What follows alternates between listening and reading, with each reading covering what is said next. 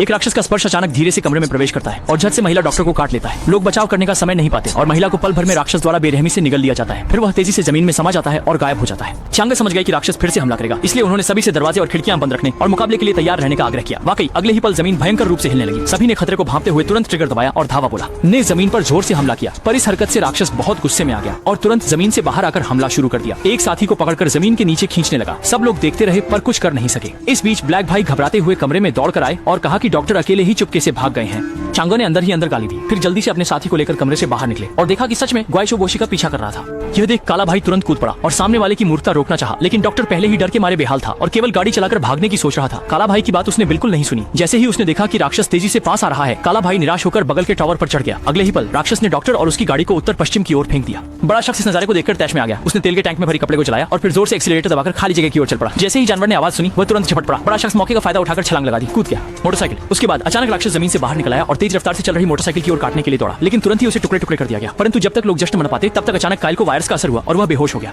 उसी के बेहोश होने के दौरान उसका बेटा दाशान और अन्य लोगों ने एक पागल योजना बनाई। वे राक्षस को जिंदा पकड़ने और सीरम निकालकर चियांग को बचाने की तैयारी कर रहे थे। पहले उन्होंने कंटेनर को एक बॉलकेज में बदल दिया, फिर रस्सी को हवाई जहाज पर बांध दिया और फिर लोहे की गेंद से आवाज निकालकर राक्षस को निगलने के लिए आकर्षित करने की योजना बनाई, जिससे उसे कंटेनर में फंसा सके। इसके बाद उसमें स्टील की छड़ डाल दी ताकि वह अपनी हरकत करने की क्षमता खो बैठे। इसके बाद दाशान ने सिरिंज हाथ में लेकर उसमें प्रवेश किया। राक्षस के शरीर के अंदर बहुत नापसंदगी से पूरी एक सिरिंज खून खींच लिया और मजबूत भाई को इंजेक्शन देने के बाद उनके शरीर का वायरस भी तेजी से गायब हो गया और वह सामान्य हो गए। इसके बाद उन्होंने ड्रोन में बम लगाकर राक्षस को पूरी तरह से उत्तर पश्चिम भेज दिया। फिल्म भी यहीं समाप्त होती है।